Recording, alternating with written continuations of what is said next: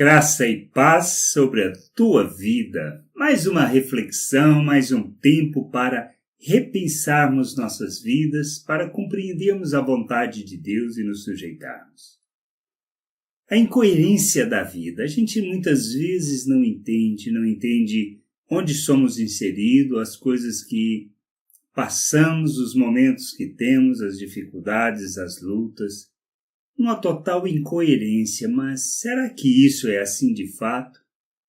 Para entendermos essas coisas, nós precisamos compreender, ter muito claro quem somos, compreendermos a soberania de Deus, nos sujeitarmos à vontade de Deus, pois Ele nos conduz de maneira que nós cumpramos o nosso papel neste mundo, realizemos a sua vontade, testemunhemos onde precisa ser testemunhado.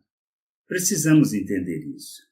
Lá em Atos dos Apóstolos 25, do 23 ao 27, temos essa situação do governador falando acerca de Paulo.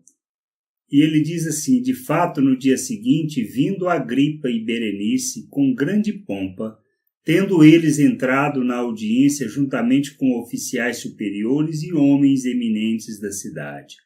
Paulo foi trazido por ordem de Festo. Então disse Festo: Rei Agripa,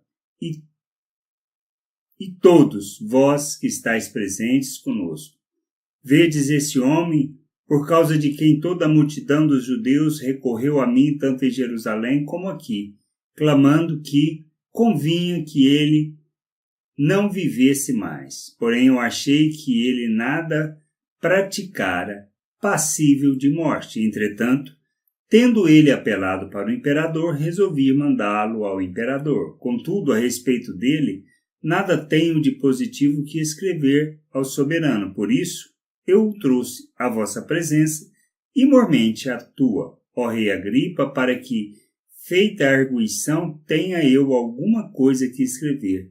Porque não me parece razoável remeter um preso sem mencionar ao mesmo tempo as acusações que militam contra ele. Precisamos compreender isso. Nessa situação específica, o próprio governador não tinha nada que acusar, era uma questão do judaísmo, uma questão de que Paulo, nas suas pregações, nos seus anúncios, ele falava acerca da não obediência, da não necessidade de se sujeitar à lei. Não que ele, como judeu, não fazia isso pela própria prática, pela própria experiência, pelo tempo, provavelmente praticava. Mas ele não sujeitava as pessoas a isso. Foi preso, estava preso há mais de 2 anos. Na última situação ele tinha apelado para César, era para ser enviado a César. Mas o que fazer? De que o acusar? Essa é a questão que o governador não entendia, não compreendia e pede essa ajuda ao rei Agripa. E nós, diante de situações semelhantes, como reagimos? Paulo sabia por que estava passando por aquilo, compreendia que tinha que ir a Roma, compreendia que iria testemunhar perante as autoridades, falar acerca do reino, falar acerca da salvação, falar acerca do Cristo. Mas mais do que isso, diante desses momentos, ele ia expressar, revelar essa sabedoria e o conhecimento de Deus. Não se tratava de uma simples questão de libertá-lo, poderia ser liberto, mas, assim como Jesus disse a ele que ele iria para Roma e testemunharia lá. Então Paulo não tinha problema nenhum da prisão, ele sabia que estava com essa viagem missionária marcada, definida, talvez não aconteceria da maneira como ele desejava, como ele sonhava, como ele poderia fazer, como fez várias outras viagens, mas ele sabia que ia, sabia que tinha que ir. Essa é a questão que nós precisamos entender. Nós precisamos enxergar o que os outros não enxergam, ver o que os outros não veem, entender o que os outros não entendem. Nós somos peregrinos neste mundo, somos cidadãos do reino dos céus e temos um papel a cumprir, revelar o reino neste mundo, aproveitando cada oportunidade para testemunhar. E nós precisamos testemunhar acerca do reino, revelar o reino às pessoas, manifestar a glória do Pai, manifestar a sua vontade, ser expressão desse Deus no mundo. Em todo lugar, em tudo que fizermos, até mesmo em situações adversas como a que Paulo enfrentava. Não tinha justificativa alguma para ser preso, estava preso há mais de 2 anos, iria para Roma, e não sabiam como escrever uma carta para enviar falando acerca do seu crime. Mas sabiam que tinham que enviar e Paulo sabia que iria. Paulo não estava buscando a sua liberdade, mas cumprir a vontade de Deus. É assim que nós precisamos viver, é assim que nós precisamos entender e precisamos aprender a sujeitarmos à vontade de Deus para cumprir o seu querer.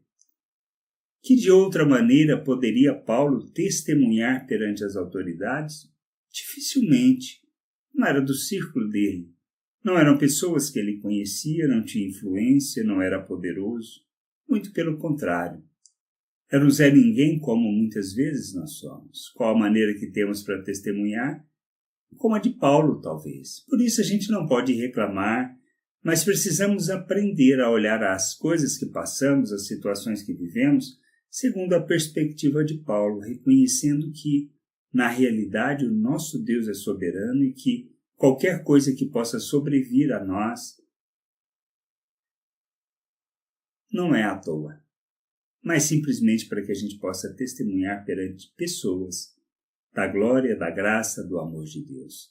Revelar Deus às pessoas de maneira sábia, de maneira que demonstra o conhecimento que temos do Criador.